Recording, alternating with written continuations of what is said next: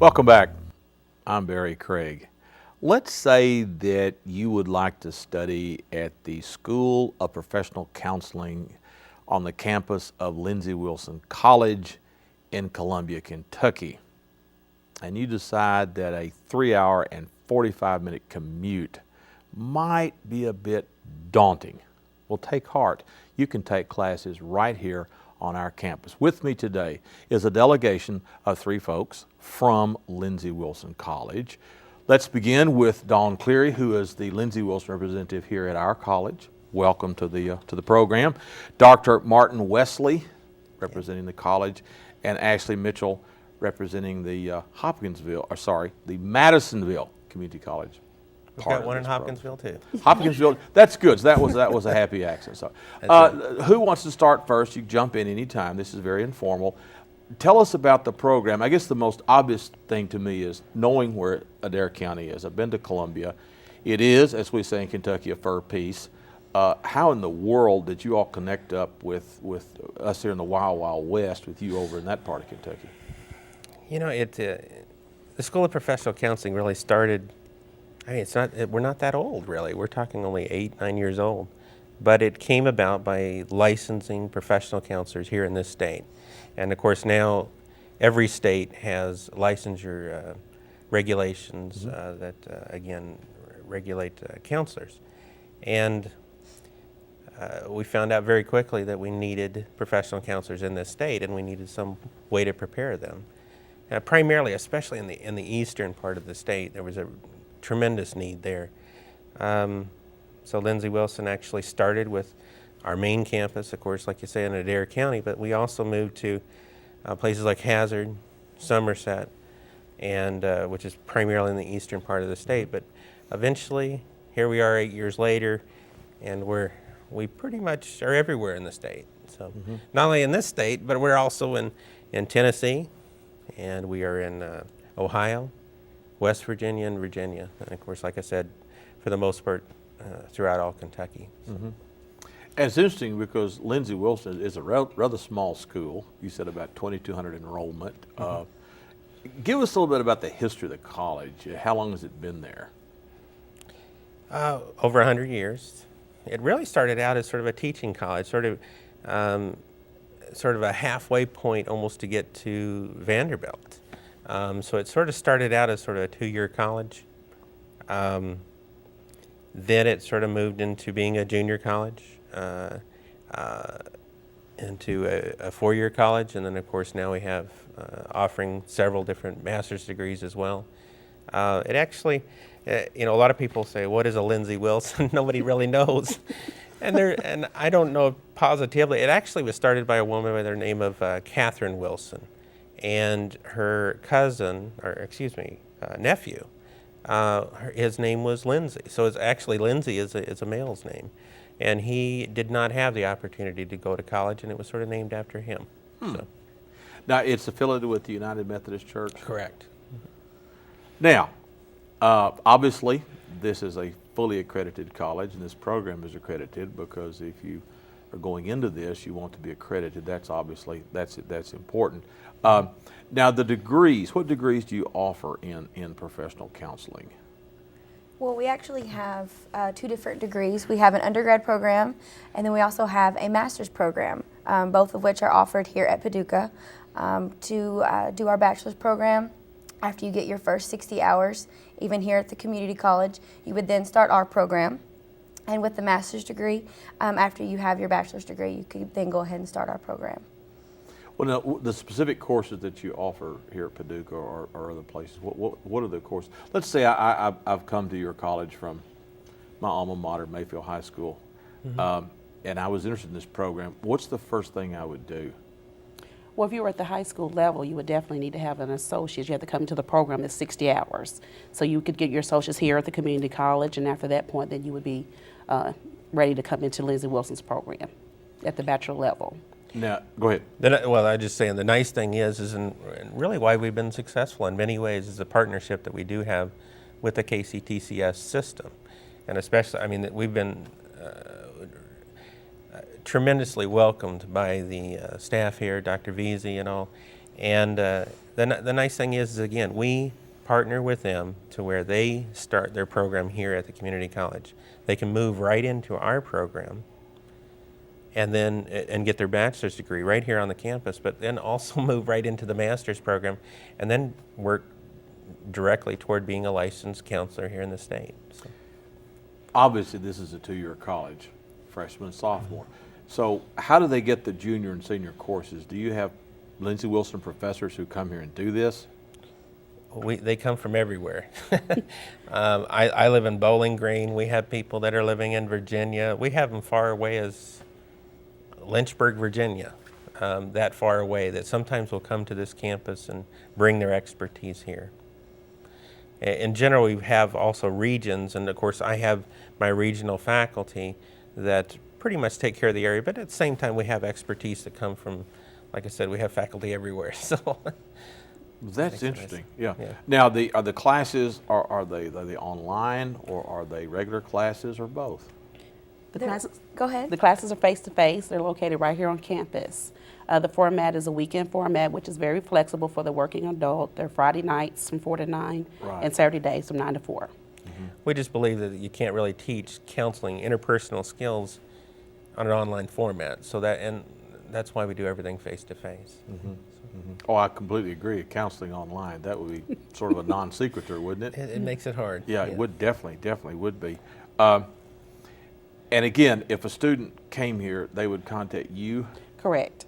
I'm located here on campus. I'm actually in the Anderson building in the Advising Center, room 106. And I'm here Monday through Friday, 8 to 4 every day.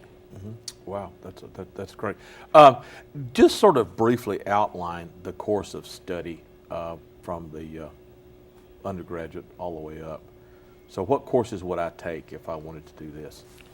Well, starting out in the undergrad, you have classes ranging from group counseling, abnormal psychology, mental health administration.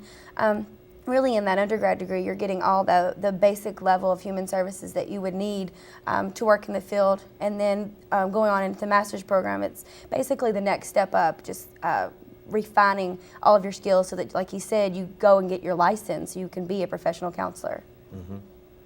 And typically, a professional counselor would work, what type of jobs are we talking about here as a professional counselor? Work in a private practice, or? Well, yeah. Let's start actually at the level of the bachelor's degree. If you were finished the bachelor's degree here, normally it puts you at a paraprofessional type level to where you could work as a case manager type position or something like that for the state. Usually you get a decent income, but also you get great benefits, many times associated especially with agencies or municipalities or so. But when you go to and finish your master's degree, you are at a level of a professional counselor. You can move right from finishing your degree and actually get licensed as a licensed professional clinical associate with a little supervision. Then you become an independent counselor in the state. And yes, they can go into private practice. They can also, take insurance monies and things like that. I'm again an LPCC as well in the state, and I have contracts with Humana and Aetna and United and many different insurance companies. And again, our graduates can do the same thing. So. Now the classes, the student to teacher ratio is approximately what? It's actually it's a small college. We like to have a small classroom basically because we love the relationship that the students are able to have with their instructors. For example, sometimes we might have 10 to 15 students. I mean, we're not against having more than that, but we feel instead of having where some universities might have 100 students per class, instead we feel that small class will give you a better connection with your instructor and you're more comfortable with them, because I know the students feel very comfortable going to Dr. Wesley with any questions or anything that they're confused about. So. Again, the part I find interesting about this is you do in other words, you take the gen ed courses with the host campus, Absolutely. us Correct. or Madisonville or wherever, and then you do this on the weekends. Right. Well, normally you have a person that finishes their associate's degree, they need to work. Right. And then, so that's a way they can earn an income, but also be able to, finish some of their dreams in many cases by going to college. And I mean that we have, so really what it comes out to is 60 hours that they need to start our program. We have 48 for our undergrad program. And they need to take 20 hours. And again, that's where we really encourage them to take that actually at the community campus. 20 hours of elective courses, and then they're ready to graduate. In general, they do that in 18 months. So. Of course, we've had for years a block transfer agreement with the universities in Kentucky. So it's the Associate of Arts or Associate of Science degree. Do you prefer any one particular degree, AA or AS, or? We can work with both, yeah. But the main thing is that's where Don would really just sit down with that individual and make sure everything just fits, and find out exactly what other courses they may have to take during their course with us. Well, let's say a student came here, and of course, obviously your first year in college, it's all gen ed. You can major in anything from physical education to physics. I mean, the first year, it's all gen ed stuff. So let's say a student became interested in your program. Are there certain prerequisites or certain courses you would like for them to take? Definitely psychology, like Psych 100. Okay. And if they went on and did developmental psychology, that course would definitely help. Yeah. But like he mentioned, a lot of it is just getting your basics, but definitely taking those psychology courses would help prepare a student even more for our program. Right.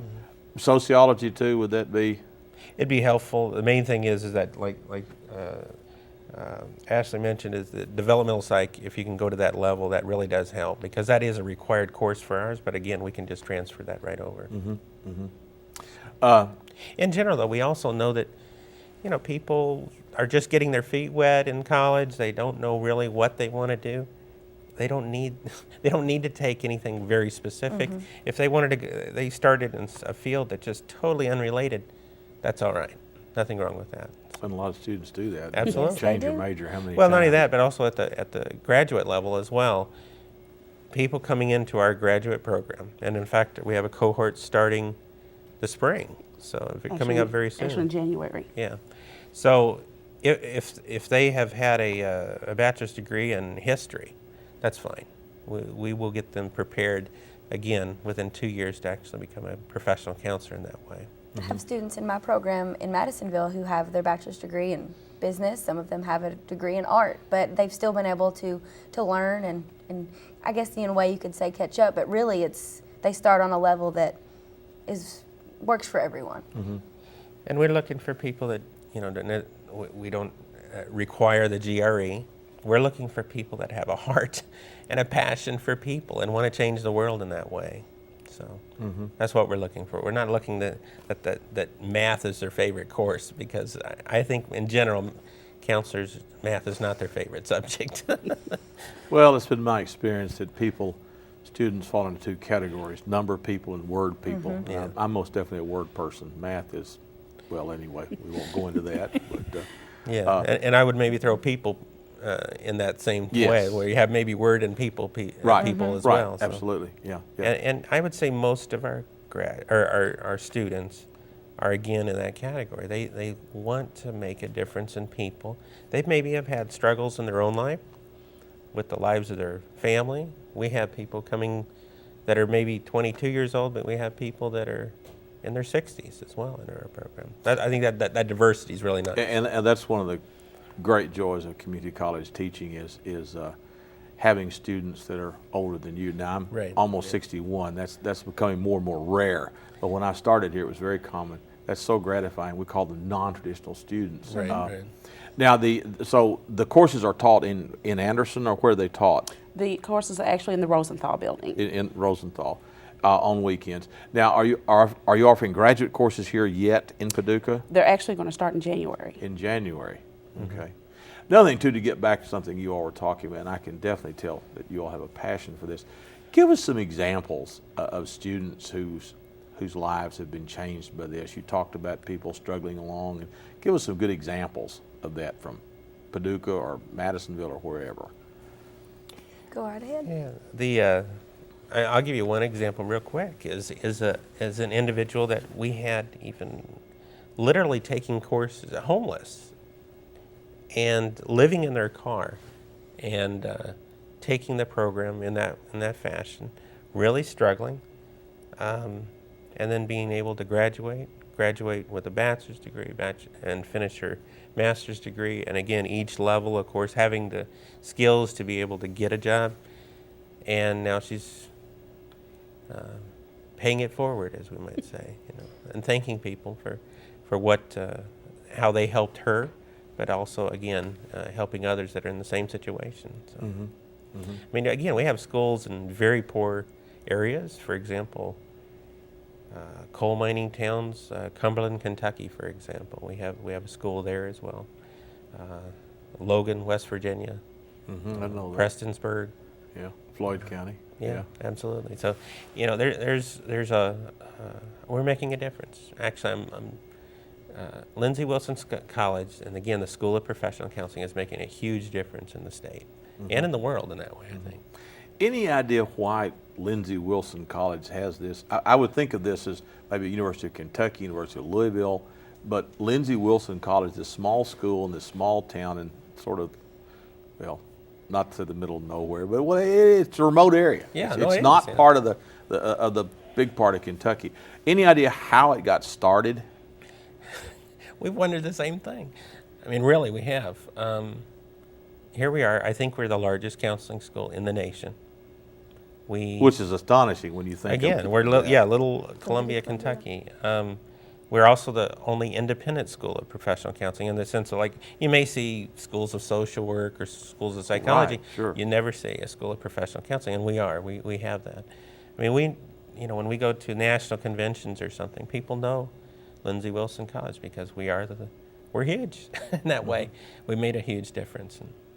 Well, let's say a student just decided after the 2 years of your basic stuff, they wanted to go to campus and do it. Do you have some students who actually go to Columbia and do this? Absolutely, yeah. And sometimes they'll transfer from one of our locations. The nice thing is that we're all doing the same thing. We're all on a cohort design, meaning that they start together and they finish together. But then sometimes they move, and usually they're close to one of our campuses, and they can actually just start up, at the same place. Can I go back on one thing? Certainly may. You mentioned one difference, and I will throw something out. Our dean, I think, is a major player there. He just has a passion for people and has that vision. And I would also throw in the faculty and the staff. I mean, you just normally don't see academia, the ivory white tower kind of thing that you see in many different colleges. You do not see that at Lindsey Wilson. You're talking about your faculty are willing to drive sometimes 7-8 hours to come to talk to you. They always spend the night in a hotel that we set up, and get up the next morning and be willing to teach again for another 8 hours or so. So that's quite a dedication, and I think that's a reason why we've been successful. Here in Paducah, how many people are in the program right now? Well, we currently have 5 in the undergraduate program that has started in October. And like I said, we're going to be starting a graduate program here on campus in January. And we're looking at about 15 to 20 students starting that program. Well, now, are they in driving distance of Paducah? The majority of the students live in Paducah and then the surrounding areas. So they're maybe no more than 10, 15 miles from Paducah. Are there any accommodations for, like, let's say you drove in and spent a weekend? Does that happen in some of your schools?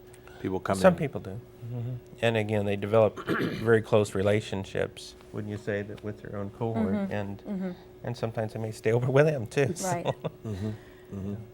That's really that's terrific. Now again, let's go over in the time we have left. How does one apply? They would apply to you. Give us some. We'll do another number before we end, but telephone number and all that. Correct. Like I said, I'm actually located in the Anderson building. I'm actually in the advising center, and I'm there Monday through Friday from 8 to 4, so they can actually come in and see me during those hours. If they want to contact me by email, my email address is clearyd@lindsey.edu. So either way, they can get in touch with me. But the majority of the students I've come in touch with are people that are coming in face-to-face and seeing me in the office there in the Advising Center in the Anderson building. I'm sure you're online as well, are you not? Yeah, at lindsey.edu. And if you wanted slash and SPC, and that'll get you directly to the School of Professional Counseling. You can also go on the very top corner, and it does say apply now, so you can actually just apply online. So. What's so great about having Dawn here for the students is she's basically the liaison between campus and the students here in Paducah. They can do their application with her, they handle their financial aid, registration, textbooks. So it's kind of like a one-stop shop for the students, and it makes it really simple for them, and it makes the process very easy and fun even. So. Well, now, do you do the same thing that Dawn does at Madisonville? Yes, sir. Yeah.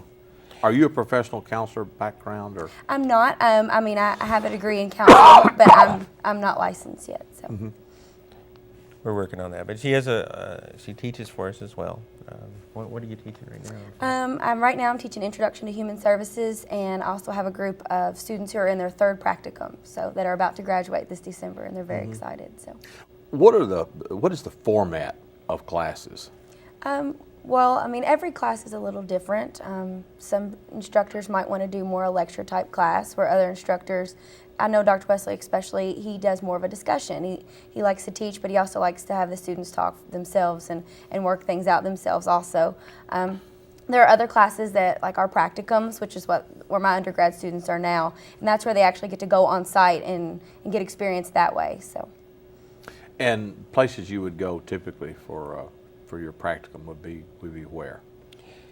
I mean, it depends on the location of the campus, but we have people working in Western State Hospital. We have them in other medical hospitals like Trover Clinic. We have people at they're in Madisonville. We have them going to a hospice. We have several people there.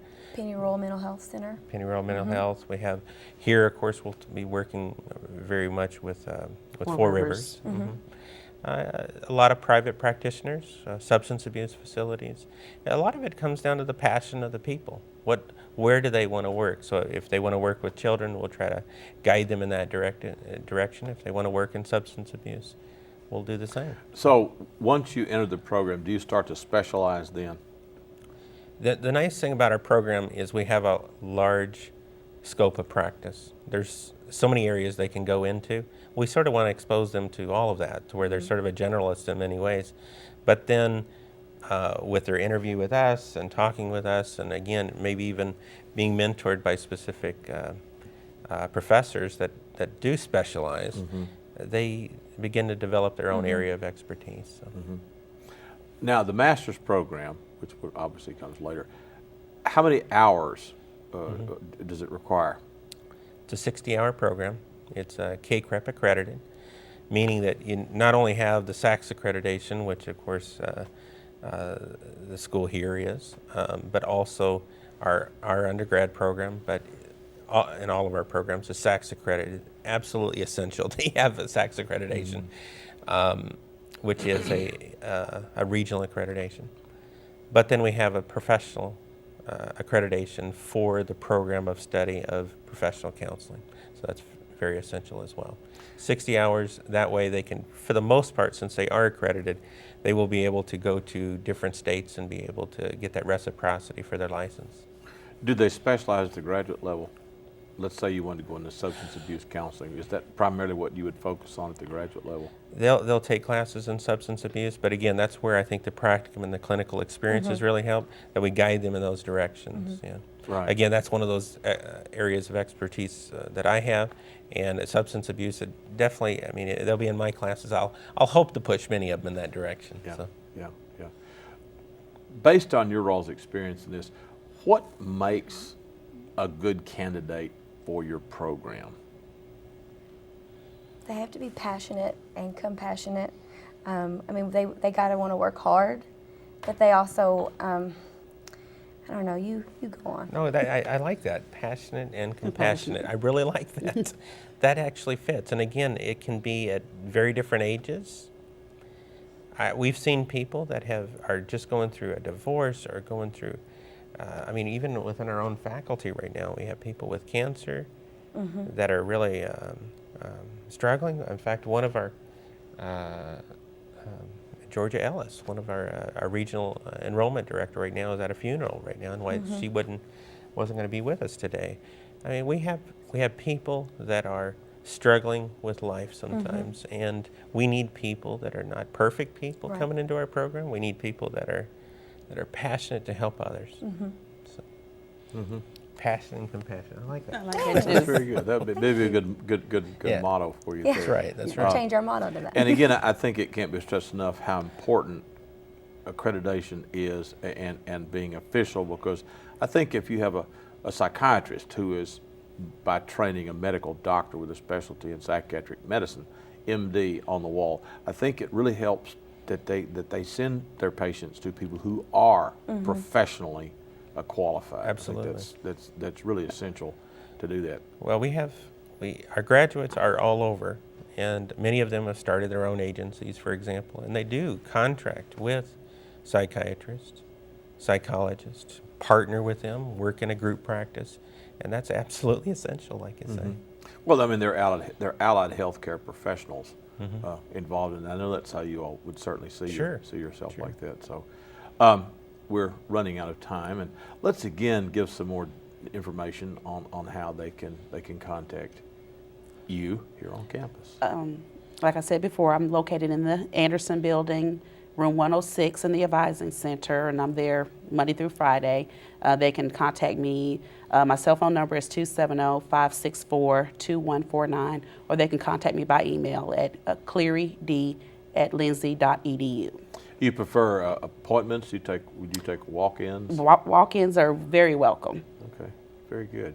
And contact information from you. You're in Bowling Green, I know, but still. Yeah, again, I'm the regional academic director, so I'm sort of everywhere. I live out of my car for the most part. But, I mean, again, mine's Wesley M at lindsey.edu. Again, you can find me on the lindsey.edu site as well. But I'm more than willing to meet with people as well and talk with them about the program. And again, this program isn't for everyone, but at the same time, I hope they'll see our passion for the area, and that will also work toward the passion that they have internally too. So. And if somebody up in your neck of the woods, how would they contact you? My phone number is 836-8339, and my email address is mitchella@lindsey.edu. Well, we are out of time now. Thank you all for joining us on the program, and it's a really interesting program. It is, and I can see that all of you have passion and compassion. My guests today were Dawn Cleary, Dr. Martin Wesley, and Ashley Mitchell of Lindsey Wilson College. I'm Barry Craig. Thank you for joining us, and we will see you next time.